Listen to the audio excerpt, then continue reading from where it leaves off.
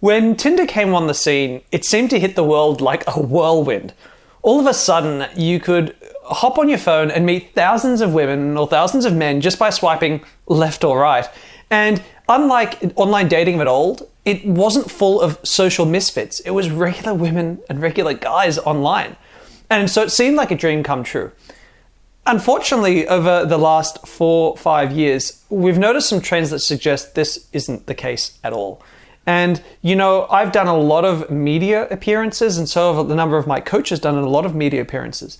And because media appearances seem to be quite short in duration, there's never enough time to really explain why we think Tinder is making the dating world a worse place to exist in, why it's actually degrading relationships between men and women. Now, in many ways, this video is a response to another video I made a few months ago called Why is Tinder So Frustrating? I'll throw up a link for you here or somewhere, so you can have a watch of that if you'd like. But basically, it's a deep dive into the mathematics and the algorithms behind how Tinder works and why it needs to work that way, as well as some ideas about what Tinder could do to fix this problem. And I got a huge number, like more than any other video I've made, negative comments. Now, these negative comments weren't about me. Well, some, it's YouTube, but not the majority. And they weren't even negative comments about Tinder, which they should have been. They were negative comments about women and men being mad and angry at women. And I think I wanted to create this video to explain why Tinder, it's Tinder's fault that it's degrading the relationships between men and women, why it's making men feel like women are just horrible, but also making women feel like men are horrible and creating massive amounts of distrust on the dating scene. To find out how this is happening, keep watching. So the root of the problem really lies with the fact that Tinder has a habit of bringing out or demonstrating the worst behaviors in men and women. So before I go into this, let me quickly rehash how the Tinder algorithm works. Essentially, men try to match, like they swipe right on way more women's profiles than women do. So men look at a lot more women. As a result of this, it means that Tinder can only show women a limited number of men's profiles. That means that women only get shown the top 10% of guys, 20% of guys. And the bottom 80% of guys just don't get seen by any women. There's not really an easy solution to this, but it means that, again, most guys miss out on meeting any women. And it also means that most women easily get matched with really attractive guys way out of their league. So, what goes on behind the scenes? So if you look at it from this perspective, who are the top 10% of guys performing on Tinder? Well, they tend to be guys who are already great with women. They tend to have very high narcissistic trait personality. Why? Because they're really good at making themselves look good in print. They already probably have a whole library of photos of themselves. They're really good at writing a description of themselves that's going to be appealing. So these guys, they tend to be the players. They tend to be the guys who take advantage of women and play women, right? And they tend to be guys who are only interested in sex and only interested in casual sex. And they haven't got time for any other kind of behavior with women. So women hop on Tinder, and sure enough, it seems like all the guys they match with, all the guys they see behave narcissistically. It seems like the guys are super flaky. Why are the guys super flaky? Because even the guys at the top 10% are trying to get as many matches as possible. So they're swiping right to all these women. They suddenly find themselves with 30 matches. Then of those women they've matched with, well, they don't really want to talk to all 30. So they only talk to maybe the top 10. That means that the majority of women they've matched with think they've matched with a guy who doesn't even bother talking to them or who doesn't bother responding to them. So from the women's perspective, guys are super flaky. Guys are super unreliable. They'll stop talking to them at the drop of the hat for no particular reason. They only want sex. They're going to be sexually aggressive, like hyper-sexually assertive. And if she doesn't like it, tough titties, he'll stop talking to her. So what's going on is that all of women's worst fears about men, that is that men are flaky, only interested in sex, will treat women like crap, sexually aggressive, uncaring about her emotions in the situation. Tinder confirms that all men are like this. And if they meet these men, it confirms even more that men will disappear after having sex one time, that men won't return calls after they've been intimate, all this stuff. It confirms that too, because Tinder is only linking these women to men like that. So it leaves women feeling super jaded about men.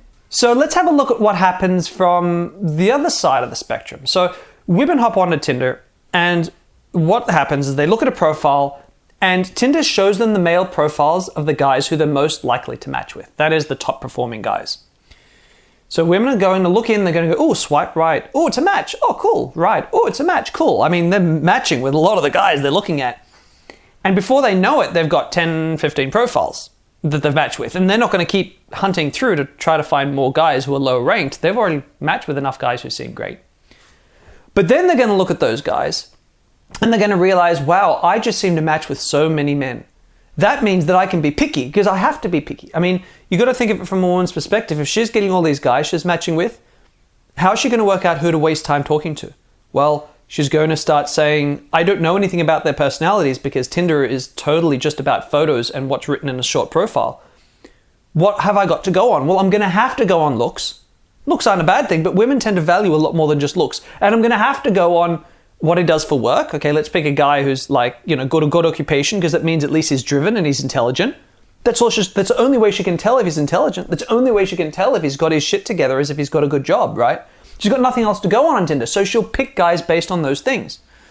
So sure enough, they're the only men that she'll talk to are the good-looking guys who seem to have their act together, or who have a good job, in other words, who have money.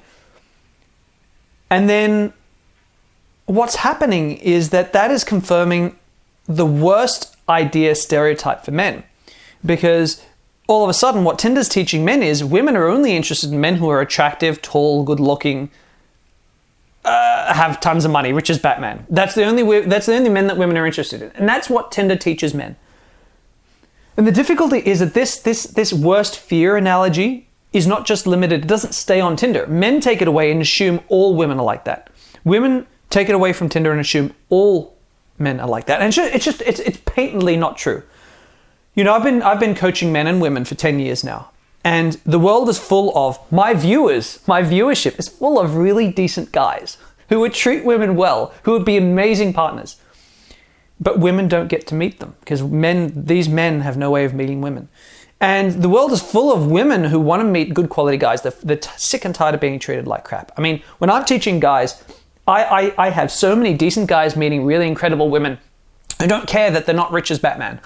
They don't care that they're not the most attractive guy in the world. Yes, he's got to have a great personality. He's got to be able to click with her. He's got to build rapport and click and connect and all the important stuff.